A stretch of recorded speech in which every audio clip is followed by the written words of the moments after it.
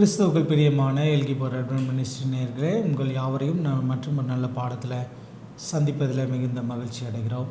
இந்த புதிய காலாண்டிலே நாம் பிலிப்பியர் மற்றும் கொலோசியரில் கிறிஸ்து என்ற தலைப்பின் கீழாக பரலோகத்தையும் பூமியையும் எவ்விதமாக இணைக்கிறார் என்பதை இந்த வாரங்களில் நம்ம இந்த காலாண்டு முழுவதும் நம்ம படிக்க இருக்கிறோம். அதிலும் இந்த வார பாடம் எண் 2 ஸ்தோத்தரிக்கவும் ஜெபிக்கவும் காரணங்கள் என்ற தலைப்பின் கீழாக நம்ம படிக்க இருக்கிறோம். பாடத்தை படிப்பதற்கு முன்பாக நாம் தலைகளை தாழ்த்தி ஜெபம் செய்வோம். இரக்கத்தின் ஐஸ்வர்யமுள்ள எங்கள் பரலோகத்தின் நல்ல தகப்பனே, இந்த அருமையான நல்ல நாளுக்காய் ஸ்தோத்திரம். பரலோகத்தினுடைய உன்னதமான கரம் எங்களுக்கும் இந்த வாஞ்சையை ஏற்படுத்தி கொடுக்கவும், பரலோகத்தின் தேவனே, பவுலார் சிறையிருப்பின் நடுவில் உம்மை ஸ்தோத்திரிக்கிறவராக எந்த நேரமும் ஜெபத்திலே தரித்திருக்கிறவராய் இருக்கிறதை குறித்து இந்த காலாண்டு முழுவதும் நாங்கள் படிக்க இருக்கிறோமே.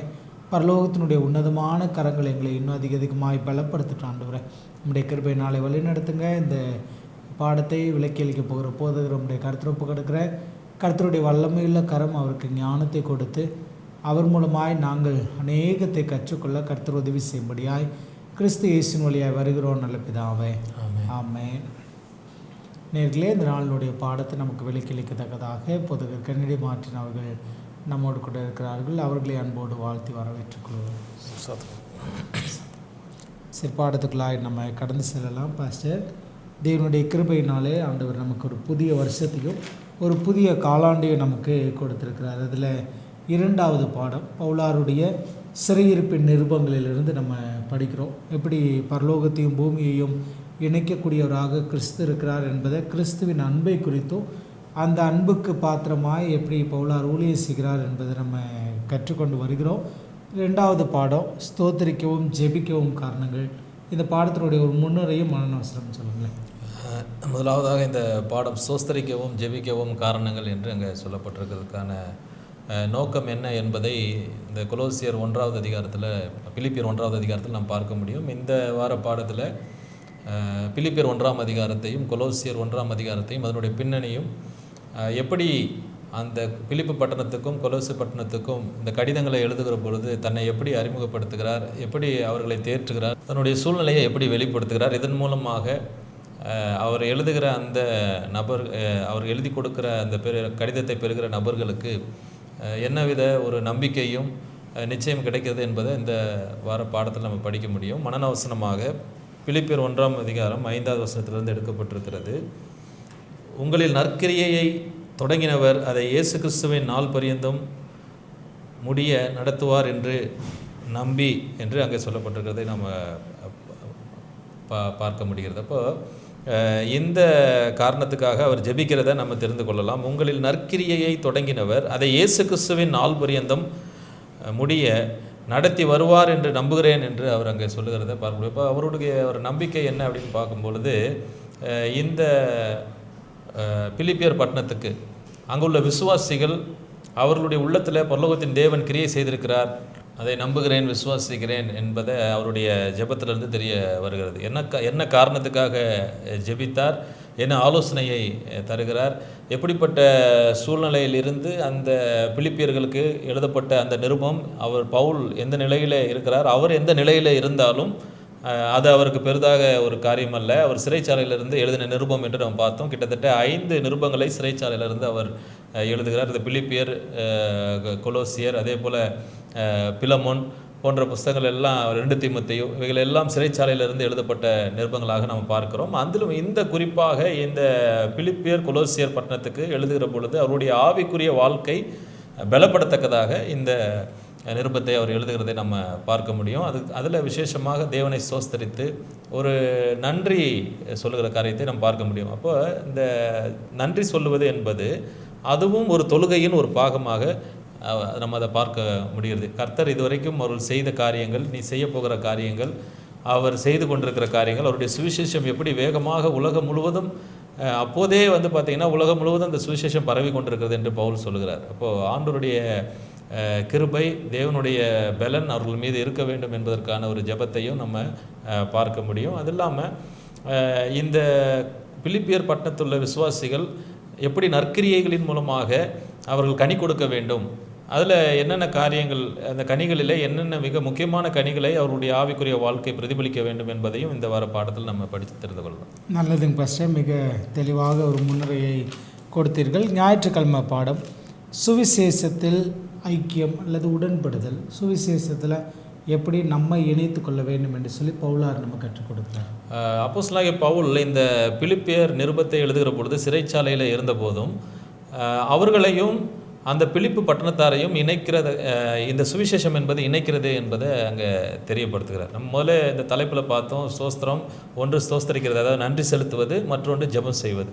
அப்போ ரெண்டும் ஒன்றோடு ஒன்று இணைந்திருக்கிறத நம்ம பார்க்க முடியும். அதையும் நீங்களும் அதை செய்யுங்கள் என்று அவர் அங்கே ஒரு ஆலோசனையை சொல்லுகிறார். இப்போது 1ஆம் அதிகாரம் 4வது வசனத்தை நம்ம வாசிப்போமே. நான் பண்ணுகிற ஒவ்வொரு விண்ணப்பத்திலும் உங்கள் அனைவருக்காகவும் எப்போதும் சந்தோஷத்தோடே விண்ணப்பம் பண்ணி என்று சொல்லுகிறத பார்க்க முடியும். இப்போ இந்த பிலிப்பியர் புஸ்தகத்தினுடைய ஒரு மைய கருத்து என்ன அப்படின்னு சொன்னால் ரிஜாய்ஸ். அது 4வது அதிகாரத்தில் நம்ம பார்க்கலாம்.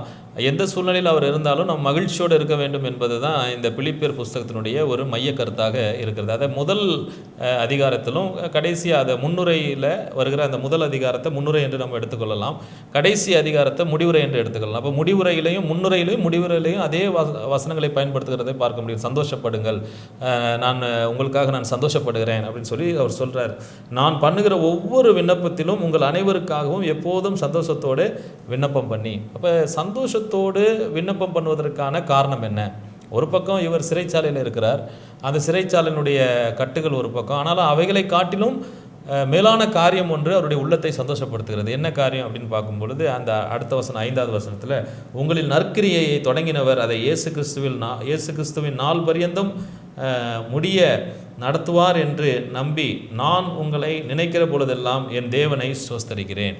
இப்போது இவர் தேவனுக்கு நன்றி செலுத்துகிறார். அதான் இந்த தலைப்பு, சோஸ்தரிக்கிறதும் ஜெபிக்கிறதும்.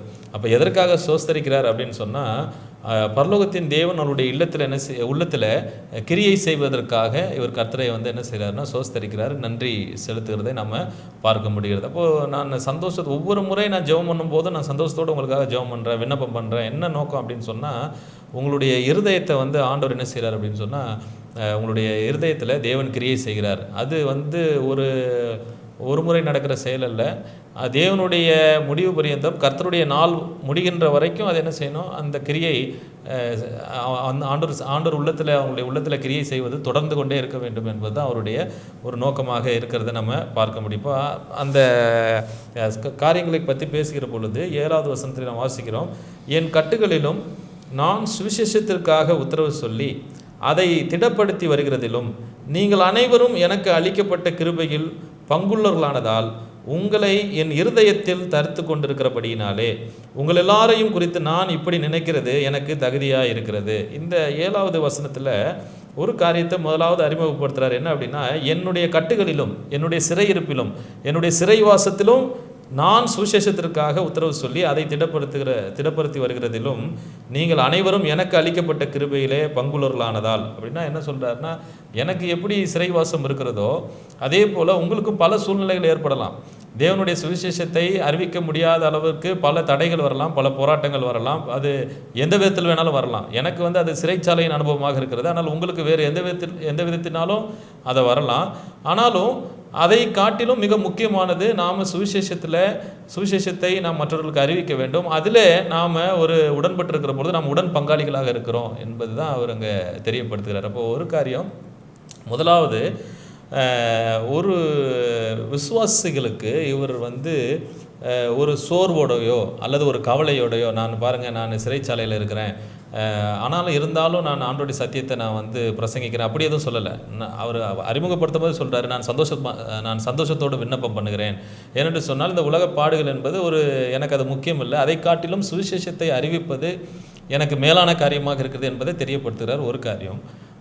ரெண்டாவது, அந்த ஜனங்களுடைய உள்ளத்தில் பரலோகத்தின் தேவன் கிரியை செய்து வருகிறார் என்பது எனக்கு ரொம்ப மிக முக்கியமாக எனக்கு சந்தோஷத்தை தருகிறது என்று அவர் சொல்லுகிறார். மூன்றாவது காரியம் என்ன அப்படின்னா, எதையும் அவங்களுக்கு மறைக்கலை. இப்போ இருக்கிற மாதிரி அப்போ ஒரு தொழில்நுட்ப வளர்ச்சி இல்லை. இப்போ ஒரு நபர் எங்கே இருக்கிறார், அவர் சிறைச்சாலை ஒரு முக்கியமான நபராக இருந்தால் அவர் சிறைச்சாலையில் இருக்கிறாரா, அவருக்கு என்ன நடக்குது என்று பல ஊடகங்கள் இருக்குது, பல பத்திரிகைகள் இருக்குது. ஒரு நொடி பொழுதிலே அவருடைய நிலை என்ன என்பதை உலகம் முழுவதும் அறிந்து கொள்ளலாம். ஆனால் அன்றைய சூழ்நிலையில் அங்கே பவுல் சிறையில் இருக்கிறாரா இல்லையா என்பது பிலிப்பியர் பட்டணத்தாருக்கு தெரியக்கூடிய வாய்ப்பே இல்லை. இவர் தன்னுடைய கடிதத்தின் மூலமாகத்தான் அதை வெளிப்படுத்துகிறார். அப்போ ஒருவேளை இவரே சிறைச்சாலையில் இருக்கிறாரு, நம்ம இயேசு கிறிஸ்துவை ஏற்றுக்கொண்டால் நாமும் சிறைச்சாலையின் அனுபவத்தை பெற வேண்டும் அப்படின்னு கூட சோர்ந்து போயிடுவாங்களோ அப்படின்னு நினச்சி இவர் மறைச்சிருக்கலாம், அதை சொல்லாமலும் இருந்திருக்கலாம். நான் என்னுடைய கட்டுகளில் நான் இருந்தாலும் நான் சுவிசேஷத்துக்கு உத்தரவு சொல்ல கடமைப்பட்டிருக்கிறேன் என்று சொல்லுகிறார் அப்படின்னு சொன்னால், ஆவிக்குரிய வாழ்க்கை என்பது இப்படிப்பட்டதாகத்தான் இருக்கும். ஆனால் இருந்தாலும் நீங்கள் சோஸ்திரத்தோடும் ஜபத்தோடும் நன்றி கூறுவதோடு நீங்கள் அதை எடுத்து என்ன செய்யணும், முன்னேறி செல்ல வேண்டும். பரலோகத்தின் தேவன் உங்களுக்கு பலத்தை தருவார் என்பதை அவர் தெளிவாக வெளிப்படுத்துகிறார். அதன் மூலமாக அந்த சுவிசேஷத்தில் எல்லாரும் ஐக்கியப்பட்டு ஒரு உடன்பட்டு இருக்க வேண்டும் என்பது அவருடைய ஒரு வாஞ்சையாக இருக்கிறத நம்ம இந்த அனுபவத்திலிருந்து பார்க்க முடியும். நல்லது பாஸ்டர், மிக தெளிவாக எங்களுக்கு விளக்கம் அளித்தீர்கள். திங்கட்கிழமை பாடம் பவுலின் ஜெப வேண்டுகோள்கள். பவுல் நம்ம பொதுவாக உலக பிரகாரமாய் உலகத்தினுடைய தேவைகள் எல்லாம் பொதுவாகவே கேட்போம். இவர் சிறைச்சாலையில் சிறைவாசத்தில் இருக்கிற இந்த சூழ்நிலையில் அவருடைய விண்ணப்பங்கள் என்னவாக இருந்தது? இந்த விண்ணப்பங்களை நாம் 9ஆம் வசனத்திலிருந்து 1ஆம் அதிகாரம் 9ஆம் வசனத்திலிருந்து 11ஆவது வசனத்திலிருந்து வாசிக்க கேட்போம். மேலும் உத்தமமானவைகளை நீங்கள் ஒப்புக்கொள்ளத்தக்கதாக உங்கள் அன்பானது அறிவிலும் எல்லா உணர்விலும் இன்னும் அதிகமாய் பெருகவும், தேவனுக்கு மகிமையும் துதியும் உண்டாகும்படி இயேசு கிறிஸ்துவினால் வருகிற நீதியின் கனிகளால் நிறைந்தவர்களாகி நீங்கள் கிறிஸ்துவின் நாளுக்கென்று துப்புரவானவர்களும் இடரலற்றவர்களுமாய் இருக்கவும் வேண்டுதல் செய்கிறேன். அப்போது இந்த ஜபத்தில் என்னென்ன காரியத்துக்காக நான் வேண்டுதல் செய்கிறேன் என்பதை நம்ம ஒரு பட்டியலிட்டு பார்க்குற பொழுது அவர் சொல்கிறாரு, நீங்கள் ஒரு அன்பிலும் அறிவிலும் இன்னும் அதிகமாய் நீங்கள் பெருக வேண்டும் என்று சொல்கிறார். அப்போ அன்பிலும் அறிவிலும் என்று சொல்கிற பொழுது வெறும் தேவனை அறிகின்ற அறிவு சார்ந்த அறிவை மாத்திரம் அங்கே சொல்லவில்லை. அது கிரியையிலே அந்த அறிவு, நீங்கள் தேவனை அறிந்து கொள்ள வேண்டும். அவர் யார், அவர் எப்படிப்பட்டவர், அவர் எவ்வளவு அன்புள்ளவர், அவர் எவ்வளவு அன்புள்ளவராக இருந்தால் தன்னுடைய ஜீவனையும் இந்த உலகத்துக்கு தந்திருக்கிறார் என்பதை நீங்கள் முதலாவது யார் அந்த தேவன் என்பதை நீங்கள் அறிந்து கொள்ள வேண்டும். ஏனென்றால் ஒரு பக்கம் அந்த யூதர்கள் இயேசு கிறிஸ்து மெசியா என்று ஏற்றுக்கொள்ளவில்லை. அப்போ அப்படிப்பட்ட சூழ்நிலையில் இயேசு கிறிஸ்துவை ஏற்றுக்கொண்ட விசுவாசிகளுக்கு யூதர்களுடைய போதனைகளும் யூதர்களுடைய எதிர்ப்பும் ஒரு பெரிய தடையாக இருந்தது. இந்த எதிர்ப்புக்கு மத்தியில் அரசாங்கத்தின் எதிர்ப்பும் ரோம அரசாங்கத்தினுடைய எதிர்ப்பும் இருக்கிறது. அப்போது ஒரு விசுவாசிக்கு இந்த சத்தியத்தை சொல்லுகிற பொழுது அவன் முதலாவது ஒரு குழப்ப நிலையிலே சென்று விடக்கூடாது என்பதற்காக முதலாவது சொல்கிறாரு, நீங்கள் அவருடைய வேண்டுதல், அவருடைய ஜெப விண்ணப்பங்களில் முதலாவது விண்ணப்பம், நீங்கள் அந்த தேவன் யார் என்பதை முதலாவது அறிந்து கொள்ள வேண்டும். அது வெறும் அறிவு சார்ந்ததாக மாத்திரம் இருக்கக்கூடாது, கிரியை சார்ந்ததாகவும் அது இருக்க வேண்டும். ஏனென்று சொன்னால் அந்த தேவனை அறிகின்ற அறிவு என்பது எதற்கு நேராக நம்மை வழிநடத்துகிறது அப்படின்னா, நாம் அவருக்கு கீழ்ப்படிந்து நம்முடைய கீழ்ப்படிதலை நம்முடைய கிரியையின் மூலமாக வெளிப்படுத்துவதற்கு அது வழிநடத்த வேண்டும் என்பதை அது சொல்கிறாரு. முதலாவது அந்த அறிவு, அந்த பகுத்தறிவு, யார் தேவன் என்கிற ஒரு அறிவு சார்ந்த ஒரு காரியத்தையும் பேசுகிறார். அடுத்ததாக அந்த தேவனை பற்றிய அறிகிற அறிவு உங்களுக்கு எதற்கு நேராக வழிநடத்த வேண்டும் என்று சொன்னால் 10வது வசனத்தில் தேவனுக்கு மகிமையும் துதியும் உண்டாகும்படி இயேசு கிறிஸ்துவினால் வருகிற நீதியின் கனிகளால் நிறைந்தவர்களாகி. அப்போது இங்கே பாருங்கள், நான் இந்த நீதியின் கனிகளால் நிறைந்தவர்களாக உங்களை ஆக்கணும். எது ஆக்கணும்? நீங்கள் அறிகிற தேவனுடைய அந்த அறிவு. அப்போ வெறும் அது அறிவு சார்ந்ததாக மாத்திரம் இருக்கக்கூடாது, அது கிரியை சார்ந்ததாக இருக்கிற பொழுது உங்களுடைய கீழ்ப்படிதலின் மூலமாக உங்களுடைய குணத்திலும் உங்களுடைய செயல்பாடிலும் உங்களுடைய வாழ்விலும் அது வெளிப்படுகிறது. எப்படி வெளிப்படுகிறது அப்படின்னு சொன்னால், நீதியின் கனிகளாக உங்களிடத்திலிருந்து நீங்கள் பரலோகத்தின் தேவனை அறிந்திருக்கிற அறிவு என்பது நீதியின் கனிகள் மூலமாக உங்களிடத்திலிருந்து வெளியே வர வேண்டும். அடுத்த காரியம், நீங்கள் கிறிஸ்துவின் நாளுக்கென்று துப்புரவானவர்களும் இடரலற்றவர்களுமாய் இருக்கவும் வேண்டுதல் செய்கிறேன். அப்போது ஒரு பரிசுத்தமான ஜனக்கூட்டமாய் நீங்கள் இருக்க வேண்டும் என்று சொல்லி அங்கே வேண்டுகிறத நம்ம பார்க்க முடிகிறது. அப்போது முதலாவது தேவனை பற்றி அறிகிற அறிவு, அது அவர்களுடைய கிரியையிலே நற்கனிகளாக அது வெளிப்பட வேண்டும். மூன்றாவது, அவர்களுடைய குணங்கள் எப்படிப்பட்டதாக இருக்க வேண்டும் சொன்னால், ஒவ்வொரு நாளும் அது பரிசுத்தமாகுதல் என்கிற அனுபவத்துக்குள்ளாக அவர்கள் கடந்து வர வேண்டும். இப்போ இந்த 3 காரியத்துக்காக தான் அவர் ஜெபிக்கிறார். இந்த ஜெபம் நமக்கும் கூட பொருந்தும். முதலாவது, ஆண்டவரை அறிகின்ற அறிவில் நாம் வளர்ந்தால்தான் அது நம்முடைய ஆவிக்குரிய வாழ்க்கைக்கு ஒரு பலனை தரக்கூடியதாக இருக்கும். அது நாம் நற்கனிகளை நம்மிடத்திலிருந்து வெளிப்படுத்துவதற்கோ அல்லது நாம் கொண்டு வருவதற்கோ அந்த தேவனுடைய அறிவை பயன்படுத்த வேண்டும். மூன்றாவது காரியம், வெறும் தேவ அறிவு மாத்திரம் நம்மிடத்தில் இருந்தால் போதாது, நம்மிடத்தில் கீழ்ப்படிதல் இருக்க வேண்டும், பரிசுத்தமான ஜீவியம் இருக்க வேண்டும். இதற்காக அவர் அதனுடைய ஜெபத்தில் மிக முக்கியமாக குறிப்பிடுகிற ஒரு காரியம், இந்த 3 காரியங்களை நம்ம தெரிந்து கொள்ளலாம். நல்லதுங்க பாஸ்டர், மிக தெளிவாக சொன்னீர்கள். செவ்வாய்க்கிழமை பாடம் ஆவிக்குரிய பகுத்தறிவின்படி பவுல் எப்படி செயல்பட்டார்? இப்போது நம்ம பார்த்தோம், பவுல் சிறைச்சாலையில் இருந்து இதை எழுதுகிறார். அப்படி எழுதும்போது இந்த பிலிப்பியர் நிருபத்தை எழுதும்போதும் கொலோசியர் நிருபத்தை எழுதும்போதும் அவர்களுக்கு வாழ்த்துதல் சொல்கிறார். தான் மகிழ்ச்சியாக இருக்கிறேன் என்பதை அவர்களுக்கு முதலாவதாக தெரியப்படுத்துகிறார். அதன் மூலமாக நீங்களும் என்னுடைய சிறையிருப்பின் நிமித்தம் நீங்களும் சோர்ந்து போகக்கூடாது, நீங்களும் மகிழ்ச்சியாக இருக்கணும். உங்களுக்கு இதை காட்டிலும் மேலான சோதனை வந்தாலும் நீங்கள் மகிழ்ச்சியாக இருக்க வேண்டும், ஏனென்றால் கிறிஸ்து உங்களோடு இருக்கிறார். அதுதான் மகிழ்ச்சியாக இருங்கள், சந்தோஷமாக இருங்கள், மறுபடியும் சொல்கிறேன் சந்தோஷமாக இருங்கள் என்பது தான் இந்த பிலிப்பியர் நிருபத்தினுடைய ஒரு மைய கருத்தாக இருக்குது. அதை தெரியப்படுத்திடுறாரு. அவர் சந்தோஷமாக இருக்கிறேன் என்பதை தெரியப்படுத்துகிறார். ஏன் சந்தோஷமாக இருக்கிறேன் அதையும் தெரியப்படுத்துகிறார். ஏன் அப்படின்னா, பரலோகத்தின் தேவன் உங்களுடைய இருதயங்களிலே கிரியை செய்கிறார், அதுக்காக அவர் சந்தோஷப்படுறார். அடுத்ததாக அவருடைய நிலை என்ன என்பதை உண்மையை வெளிப்படையாக சொல்கிறார். நான் சிறைச்சாலையில் இருக்கிறேன், நான் கட்டுகளில் இருக்கிறேன் அதையும் தெரியப்படுத்துகிறார். இப்போது பகுத்தறிவின்படி இந்த சிறைச்சாலையில் இருந்த போதிலும் அவர் எப்படி செயல்பட்டார் அப்படின்னு பார்க்கும் பொழுது, இவர் சிறைச்சாலையில் இருப்பதினாலே இந்த யூத மார்க்கத்தார் மக்கள் மத்தியிலே தங்களை முன்னிலைப்படுத்திக் கொள்ள வேண்டும் என்பதுதான் அவர்களுடைய பெரிதான நோக்கமாக இருந்தது. இயேசு கிறிஸ்துவை அறிவிப்பதை காட்டிலும், இயேசு கிறிஸ்துவை ஏற்றுக்கொள்வதை காட்டிலும் அவர்கள் தங்களை முன்னிலைப்படுத்தி கொண்டு தங்களை ஒரு பெரியவர்களாக, தலைவர்களாக இந்த ஜனங்கள் மத்தியிலே அவர்கள் உலா வர வேண்டும் என்பது தான் அவர்களுடைய ஒரு பெரிய நோக்கமாக இருந்தது. அப்போ இவர் சிறைச்சாலையில் இருக்கிற அந்த வாய்ப்பை பயன்படுத்தி கொண்டு அவங்க என்னன்னாலும் பேசியிருந்துக்கலாம். இப்போ இவங்களும் அதிகமாக என்ன செய்கிறாங்க, அந்த நேரத்தில் பார்த்து இயேசு கிறிஸ்துவை பிரசங்கிக்கிறாங்க.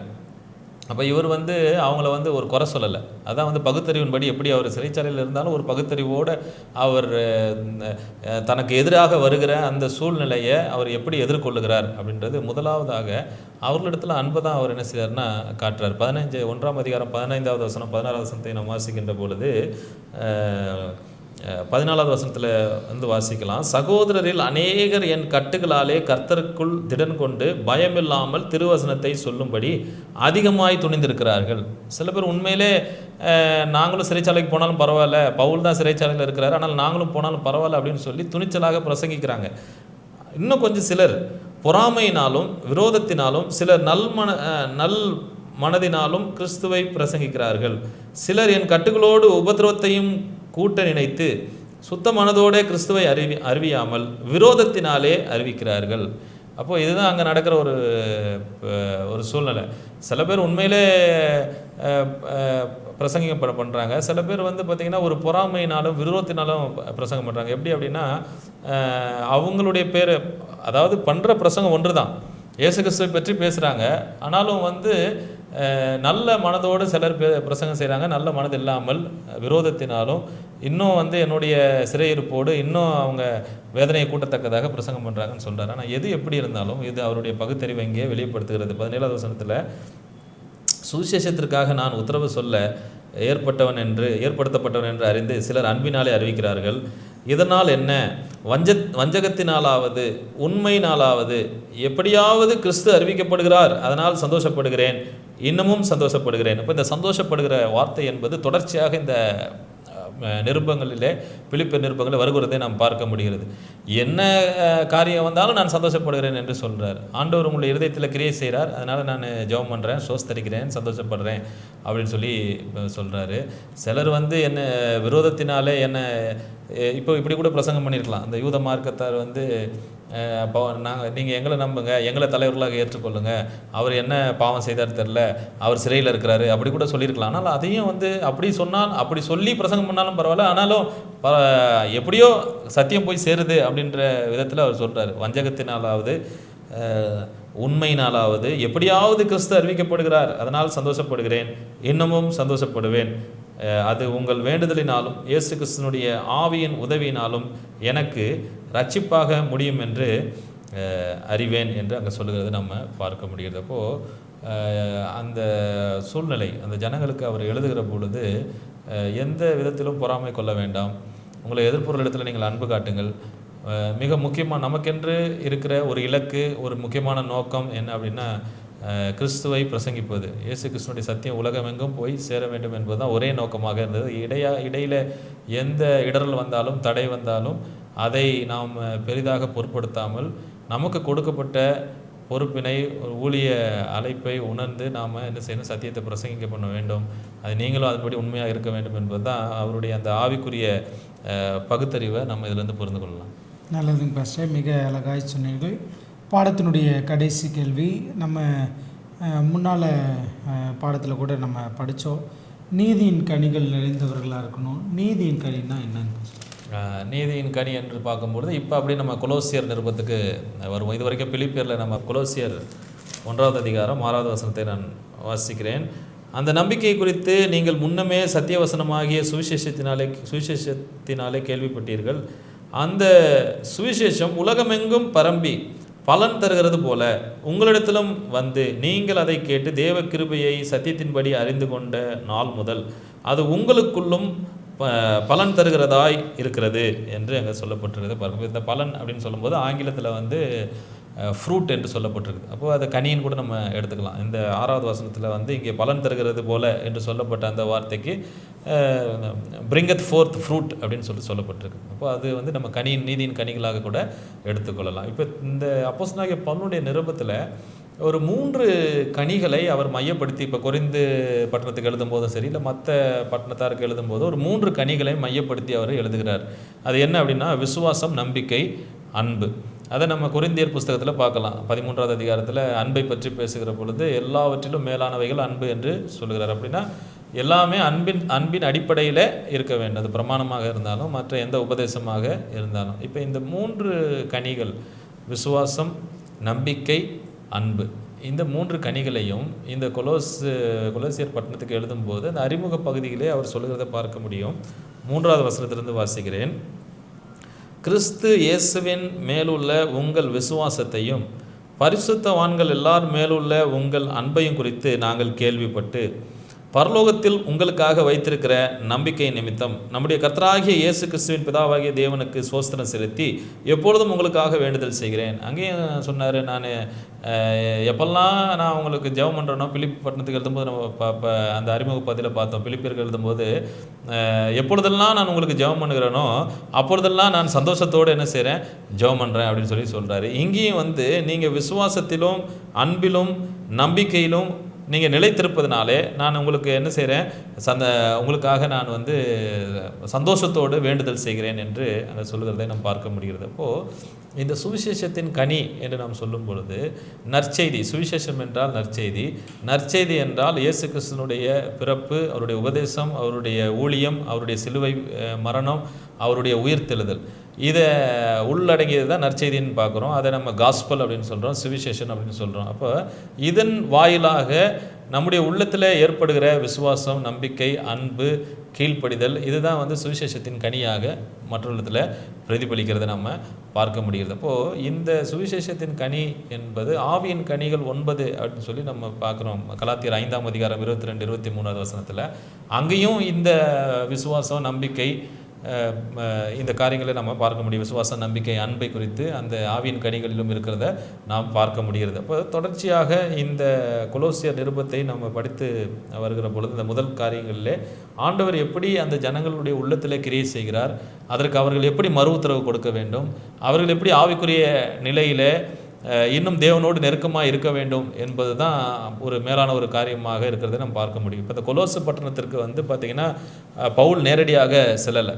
எபேசு பட்டணத்தில் இருக்கிற பொழுது பவுலுடைய பிரசங்கத்தை கேட்ட எப்ராப்பா என்று சொல்லக்கூடிய அவர் மூலமாக தான் என்ன செய்யப்படுகிறதுனா இந்த சத்தியம் போய் சேரப்படுகிறது. 7வது வசனத்தை சொல்லப்படுகிறது, அதை எங்களுக்கு பிரியமான உடன் வேலையாலும் உங்களுக்காக கிறிஸ்துவின் உண்மையான ஊழிய காரணமாக இருக்கிற எப்பாப்ராவினிடத்தில் நீங்கள் கற்றிருந்திருக்கிறீர்கள். ஆவிக்குள்ளான அந்த அன்பையும் அவனே எங்களுக்கு தெரியப்படுத்தினான் என்று அங்கே சொல்லப்பட்டிருக்கிறது. அப்போ இவங்களுடைய நிலை என்ன? இவங்க எபேசு பட்டணத்தில் சத்தியத்தை கேட்டு அந்த சத்தியத்தை எப்ராப்பா என்கிற அந்த விசுவாசி இந்த கொலோசு பட்டணத்துக்கு என்ன செய்கிறாருன்னா அறிவிக்கிறார். அதன் மூலமாக அந்த சத்தியத்தை கேட்டு ஏற்றுக்கொண்ட அந்த ஜனங்களுடைய ஆவிக்குரிய நிலை என்ன என்பது இவரே திருப்பி போய் ரிப்போர்ட் பண்ணுறாரு. அதை இவர் சொல்கிறார். இது 7ஆம் வசனம் 8வது வசனத்தில், ஆவிக்குள்ளான உங்கள் அன்பையும் அவனே எங்களுக்கு தெரியப்படுத்தினான். இது நிமித்தம் நாங்கள் அதை கேட்ட நாள் முதல் உங்களுக்காக இடைவிடாமல் ஜெபம் பண்ணுகிறோம். நீங்கள் எல்லா ஞானத்தோடும் ஆவிக்குரிய விவேகத்தோடும் அவருடைய சித்தத்தை அறிகிற அறிவினாலே நிரப்பப்படவும். இதே உபதேசத்தை தான் பிலிப்பியருக்கும் சொன்னார். நீங்கள் தேவனை அறிகின்ற அறிவில் நீங்கள் வளரணும், நீங்கள் ஞானவான்களாக இருக்கணும், பகுத்தறிவு உங்களுக்கு இருக்க வேண்டும், தெளிந்த சிந்தை உள்ளவர்களாக இருங்க, அதற்காக நான் உங்களுக்கு வேண்டுதல் செய்கிறேன். அதே போல் அதே உபதேசத்தை தான் கொலோசப்பட்டினத்துக்கும் எழுதுகிறார். நீங்கள் தேவனை அறிகிற அறிவில் வளரும்படி நாங்கள் ஜெபிக்கிறோம், ஆவிக்குரிய விவேகத்தோடும் அவருடைய சித்தத்தை அறிகிற அறிவினாலே நிரப்பப்படவும் என்று அங்கே சொல்லப்பட்டிருக்கிறது நம்ம பார்க்க முடியும். அப்போது தேவனுடைய சித்தத்தை நாம் அறிந்து கொள்ள வேண்டும் என்பது தான் நம்முடைய ஜெபத்தினுடைய ஒரு மேலான ஒரு ஜெபமாக இருக்க வேண்டும் என்பதை நம்ம தெரிந்து கொள்ளலாம். கடைசியாக பார்க்கிற பொழுது அவர் இந்த ஜெபத்தை பற்றி, ஜெபத்தினுடைய வல்லமை பற்றி அங்கே சொல்லப்பட்டிருக்கிறது நம்ம படிக்கலாம். ஏசாயா 30வது அதிகாரத்தில் 21ஆம் வசனத்தை வாசிக்கின்ற பொழுது, நீங்கள் வலதுபுறமாய் சாயும் போதும் இடதுபுறமாய் சாயும் போதும் வழி இதுவே, இதிலே நடவுங்கள் என்று உங்களுக்காக பின்னாலே சொல்லும் வார்த்தையை உங்கள் காதுகள் கேட்கும் என்று அங்கே சொல்லப்பட்டிருக்கிறத நம்ம பார்க்க முடியும். 9வது அதிகாரத்தில் 9வது வசனம், கொலோசியர் 9ல் இருந்து 9ஆம் வசனத்திலிருந்து 1ஆம் அதிகாரம் 9ஆம் வசனத்திலிருந்து 12ஆம் வசனம் வரைக்கும் நம்ம படிக்கின்ற பொழுது என்னென்ன காரியத்துக்காக அங்கே ஜெபித்தார் என்பதை நம்ம தெரிந்து கொள்ளலாம். சகலவித நற்கிரியைகளும் ஆகிய கனிகளை தந்து தேவனை அறிகிற அறிவில் விருத்தி அடைந்து கர்த்தருக்கு பிரியமுண்டாக அவருக்கு பாத்திரமாய் நடந்து கொள்ளவும், சந்தோஷத்தோடு கூடிய எல்லா பொறுமையும் நீடிய சாந்தமும் உண்டாவதற்கு மகிமையான அவருடைய வல்லமையின்படி எல்லா வல்லமையாலும் பலப்படுத்தப்படவும் உங்களுக்காக வேண்டுதல் செய்கிறோம். ஒளியில் உள்ள பரிசுத்தவான்களுடைய சுதந்திரத்திலே பங்கடைவதற்கு நம்மை தகுதியுள்ளவர்களாக்கினவரும் இருளின் அந்தகாரத்தினின்று நம்மை விடுதலையாக்கி தமது அன்பின் குமாரனுடைய ராஜ்யத்திற்கு உட்படுத்தினவருமாய் இருக்கிற பிதாவை சோஸ்தரிக்கிறோம் என்று அங்கே சொல்லப்பட்டிருக்கிறது. தேவனை அறிகின்ற அறிவிலே நாம் வளர வேண்டும், நம்முடைய ஜீவியம் பரிசுத்தப்பட வேண்டும், ஆவியின் கனிகள் நம்முடைய குணத்திலிருந்து வெளிப்பட வேண்டும். இதற்காக நாங்கள் உங்களுக்கு ஜெபம் செய்கிறோம் என்று அவர் இந்த கொலோசியர் நிருபத்துக்கு அறிமுக அந்த கடிதத்தினுடைய முன்னுரை பகுதியிலே எழுதுகிறது, நிருபத்தின் முன்னுரை பகுதியில் எழுதுகிறதை நம்ம பார்க்க முடியும். இது நம்முடைய ஆவிக்குரிய வாழ்க்கைக்கும் இது பொருந்தக்கூடியதாக இருக்கிறது. ஒன்று, எல்லா சூழ்நிலையிலும் சோஸ்திரத்தோடும் ஜெபத்தோடும் ஆண்டவரை அணுக வேண்டும். அதுதான் இந்த வார பாடத்திலிருந்து நமக்கு கற்றுக்கொள்ளக்கூடிய மிக பிரதானமான ஒரு பாடமாக இருக்கிறது. அது எந்த நிலையில் இருந்தாலும் நாம் தேவனை சோஸ்தரிக்க மறுக்கக்கூடாது, அவருக்கு நன்றி செலுத்த மறக்கக்கூடாது, அவரிடத்துல போய் ஜெபிக்க மறக்கக்கூடாது. அது முதல் பாடம். அடுத்ததாக, சூழ்நிலை எப்படி வேண்டுமானாலும் மாறலாம், எல்லா சூழ்நிலையிலும் மகிழ்ச்சியோடு இருக்க கற்றுக்கொள்ள வேண்டும். ஏனென்று சொன்னால் கிறிஸ்துவே எல்லா சூழ்நிலைகளுக்கும் அவருடைய கரங்களிலே அந்த உலகம் அவருடைய கட்டுப்பாட்டுக்குள் இருக்கிறது என்பதை ஒரு மனிதன் விசுவாசிக்கின்ற பொழுது எந்த சூழ்நிலையிலும் கர்த்தர் நம்மை வழிநடத்துவார் என்கிற நம்பிக்கையும் விசுவாசமும் தைரியமும் இருக்க வேண்டும் என்பது பவுலுடைய ஒரு விருப்பமாக இருக்கிறத நம்ம பார்க்க முடியும். மூன்றாவதாக நம்ம கற்றுக்கொள்கிறக்கூடிய பாடம், இந்த வார பாடத்திலிருந்து நாம் தேவனுக்கு கீழ்ப்படிந்து அவரை விசுவாசித்து அவரை அறிகின்ற அறிவிலே நாம் வளர்ந்து அது நம்முடைய கீழ்ப்படிதலின் மூலமாக கிரியைகளிலே வெளிப்பட்டு அநேகரை கிறிஸ்துவண்டைக்கு கொண்டு வந்து சேர்க்க வேண்டும். இதுதான் தேவன் நமக்கு இந்த வார பாடத்தின் மூலமாக கற்றுத்தருகிற ஒரு பாடமாக இருக்கு.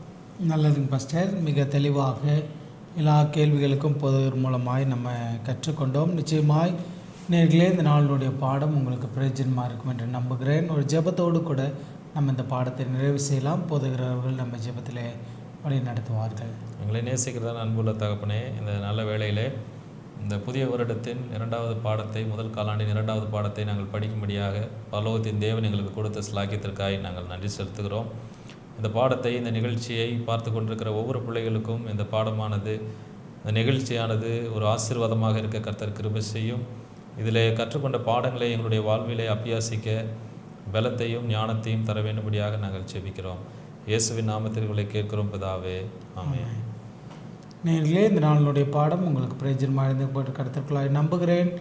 இது வல்லமையுள்ள தேவனுடைய ஊழிய பணியில் எல்கிபோர் அட்வென்ட் மினிஸ்ட்ரீஸ். தொடர்ந்து எங்களோடு கூட இணைந்து கொள்ளுங்கள். தாமத்தின் அநேக ரகசியங்களை கற்றுக்கொள்ள கர்த்தர் நமக்கு உதவி செய்வாராக. உங்கள் நண்பர்களுக்கும் உங்களுடைய உறவினர்களுக்கும் இதை பகிர்ந்து கொள்ளுங்கள். கேள்விகள், சந்தேகம் இருந்ததுன்னு சொன்னால் கமெண்ட் செக்ஷனில் தெரியப்படுத்துங்கள். தேவன் தாமே உங்களை என்னை ஆசீர்வதிப்பாராக. ஆமென்.